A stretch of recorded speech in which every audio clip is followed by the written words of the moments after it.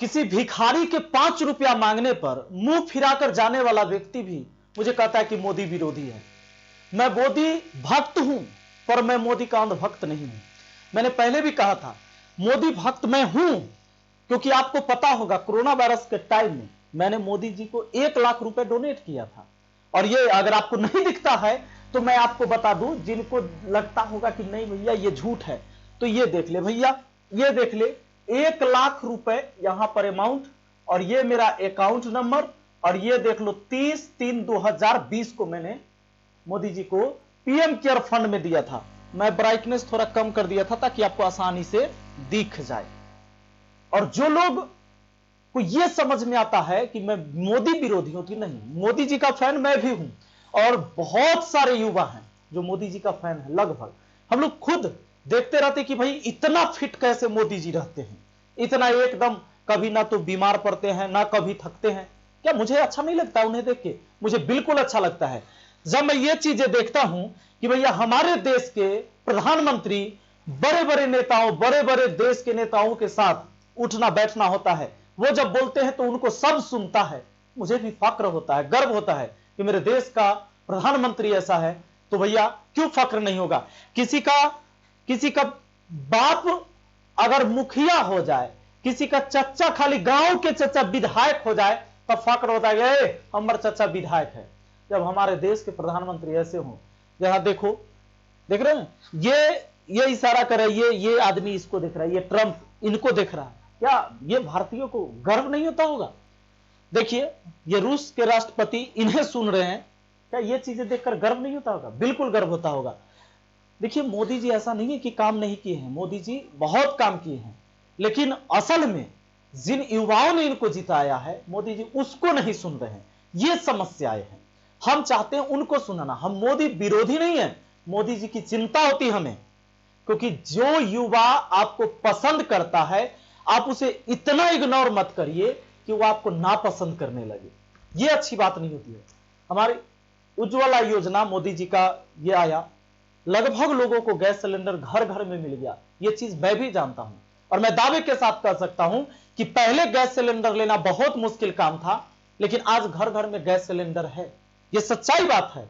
लेकिन मुश्किल इस बात की है कि अब उस घर में सिलेंडर खाली है। घर में आप आएंगे तो देखेंगे कि लोग चूल्हा में ही अब खाना बनाते हैं। गांव में आप घूम के देखिए, क्योंकि देश की सबसे ज्यादा आबादी गांव में बसती है। तो चूंकि अब सिलेंडर महंगा हो गया है, इसलिए इनकी योजना जायज था, लेकिन यह सफल नहीं हो पा रहा है। मैं इस पर बात कर रहा हूं। मैं आपको यह बता दूं कि अभी जो बेरोजगारी का आलम है, मैं इस पर बात कर रहा हूं। मोदी रोजगार दो हैशटैग चलेगा 25 तारीख को, और आप सबको ट्वीट करना है। बहुत सारे लोग यह कह रहे थे कि नौकरी में आरक्षण की बात हो रही थी। मैं खुद ओबीसी से हूं, और मैं भी नहीं चाहता हूं कि मुझे आरक्षण मिले। मैं नहीं चाहता हूं। मैं ये नहीं चाहता हूं कि जनरल कैटेगरी का विद्यार्थी 80 नंबर लाकर एग्जाम पास करे।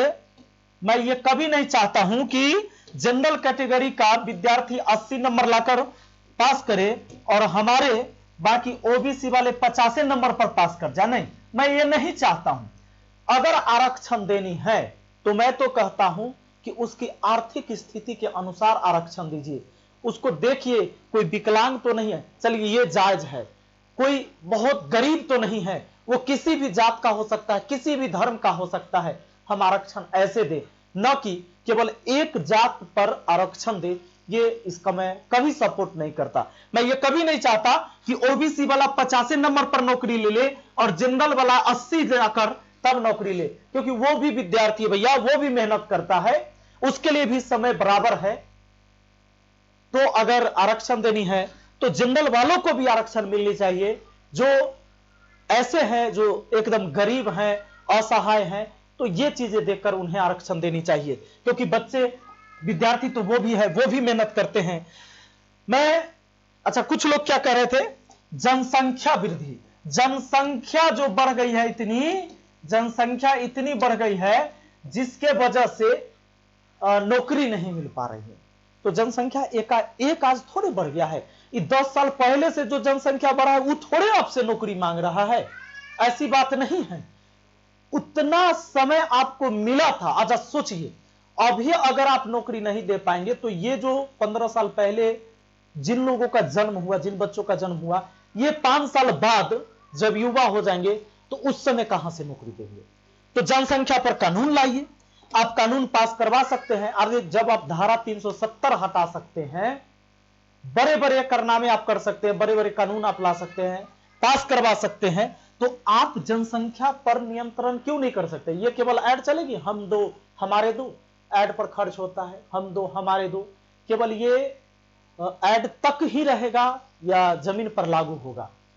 तो इसको भी लागू करिए। पीछे जो हो गया से हो गया, आगे आप रोक लगा दीजिए कि भैया 2022 में, 2022 से आप ले लीजिए, 21 छोड़ दीजिए, 2022 से अगर 2 बच्चा से ज्यादा हो रहा है तो सरकारी नौकरी नहीं मिलेगा। 2022 से ही लागू कर लीजिए। आइए रात में 12 बजे और उसी टाइम बोल दीजिए कि कल से जो जन्म लेगा बच्चा और 2 बच्चा से ज्यादा है तो उसको सरकारी, मतलब कोई भी चीज में आरक्षण नहीं मिलेगा, उसको कोई रियायत नहीं मिलेगी। बस हो गया। बस सिंपल सा काम है, जनसंख्या पर एकदम नियंत्रण हो जाएगा। जब सरकारी नौकरी के लिए मार हो रहा है तो काहे ना आदमी नियंत्रण करेगा, बाल बच्चा पैदा करेंगे हैं। अब देखिए, कुछ लोग ये भी कह रहे थे, हाँ कांग्रेस वाली बात आ रही थी कि कांग्रेस ने 60 साल में क्या किया। सही बात है, कांग्रेस ने 60 साल में नहीं किया जो होना चाहिए था, इसीलिए हम लोगों ने मोदी सरकार चुना।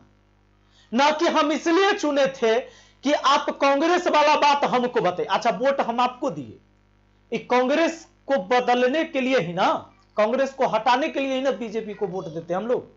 क्यों देते हैं? कि ये सरकार आएगी, अच्छी करेगी, हमारी सुनेगी। आपको सुनना चाहिए। मोदी जी आप जो चाहोगे करोगे, मुझे पता है। देखिए आपके अंदर इतना पावर है, पाकिस्तान में जाकर घुस के मार सकते हैं। देश के अंदर जो स्थिति बिगड़ रहा है इसको नहीं संभाल सकते हैं, कर सकते हैं। ये देखिए, मैं खुद सीना ठोक कर कहता हूं कि मैं भी मोदी का फैन हूं। मोदी जी के जो बात करने की शैली है, जो तरीका है, जो इनका पहनावा और हवा है, जो इनका विजन है, मुझे अच्छा लगता है। पर एक बात तो है, आज युवा पीढ़ी परेशान है। नौकरी चाहिए, बेरोजगारी खत्म करनी है देश से। इस पर थोड़ा सा एक बार सुन लीजिए, हाथ जोड़कर हमारा रिक्वेस्ट है आपसे। मैं मोदी फैन हूं, इसका सबूत मैंने आपको दिया है। मैं बार बार कहता हूं कि 5 रुपया अगर एक भिखारी मांगेगा ना तो आप देखिएगा आदमी मुंह फिरा के निकल जाएगा कि ओकरा से न मांग रहा है, हमरा से थोड़े मांग रहा है, निकल ले। हम नहीं देते 1 लाख रुपया तो मोदी जी हमको आते कहे कि न तू देवे करही, नहीं कहते। उनको थोड़े पता है, नहीं पता है। ये हमें फील होता है ना कि हमारे देश हित में जरूरी है। तो कोरोना वायरस के टाइम मैंने 1 लाख रुपए डोनेट किया था। जब मोदी जी का मैं फैन हूं, मोदी जी का मैं भक्त हूं, अंधभक्त नहीं। तो जहां मुझे जो चीजें समझ में आएगी मैं बोलूंगा। और आप सबको ट्वीट करना है, मैं खुद ट्वीट करूंगा, हैशटैग लगाइएगा मोदी जी रोजगार दो। आपको जैसे मैंने यहां टाइप किया ऐसे ही टाइप करना है और ये 25 फरवरी को ट्वीट करना है दिन में 11 बजे से। आप सभी विद्यार्थी, सारे विद्यार्थी के गार्जियन, सभी शिक्षकगण इसमें शामिल होइए, ट्वीट करिए ताकि ये आवाज मोदी जी तक पहुंचे। हम चाहते हैं कि ये आवाज मोदी जी तक पहुंचे और इसका कम से कम एक बार जो है कम से कम समीक्षा करे कि भाई इतना युवा परेशान क्यों है। हालांकि अभी से ही ट्रेंडिंग में चल रहा है, नंबर 1 ट्रेंडिंग में चल रहा है मोदी रोजगार दो। इसको बनाए रखिए। जब तक मोदी जी इस पर खुल के बात नहीं करते हैं, हम तब तक इसी तरह का आंदोलन जारी रखेंगे। देखिए हम वैसे आंदोलनकारी नहीं है कि रोड जाम करेंगे, तोड़ फोड़ करेंगे ना, तो एकदम गंदा है, राजनीति का गंदा पार्ट है, वो सब हम लोग थोड़े करेंगे। कहते हैं कि है नहीं तलवार हाथ में तो क्या हुआ, हम कलम से ही करेंगे, सिर फिरो के सिर कलम। ये कलम में बहुत ताकत होती है और जो पढ़े लिखे लोग होते हैं ना उस तरह के चीजें नहीं करते हैं, क्योंकि वो तोड़ फोड़ से हमारा नुकसान होता है। इसमें नेताओं का कोई नुकसान नहीं होता है। कभी कोई दंगा में नेता का बाल बच्चा नहीं मरता है, नेता का बेटा नहीं मरता है, नेता नहीं मरता है कोई दंगा में, उसमें मरते हैं आम लोग। और हम लोग ऐसे करने वाले हैं नहीं, कहीं से किसी तरीके का इस तरह की जो हमारे देश हित में नहीं हो, नहीं करेंगे। बस मोदी जी से आग्रह कर रहे हैं कि मोदी जी रोजगार दो, युवा परेशान है। एक बार सुनिए, क्योंकि इस युवा के लिए आप आइडल हैं। आज भी युवा आपको फॉलो करता है। मोदी मोदी मोदी मोदी का नारा जब लगता है, गूंजता है, आपको भी अच्छा लगता होगा और मुझे भी अच्छा लगता है। तो प्लीज आपसे रिक्वेस्ट है, जरूर सुनिएगा। और मुझे मोदी जी का विरोधी कहने वाले आपको समझ में आ गया होगा, मैं मोदी विरोधी नहीं हूं, लेकिन अंधभक्त भी नहीं। मिलते हैं फिर अगली वीडियो में। थैंक यू, जय हिंद, जय भारत। और हां, मोदी रोजगार दो ट्वीट करते रहिएगा 11 बजे से 25 फरवरी को। Thank you, best of luck.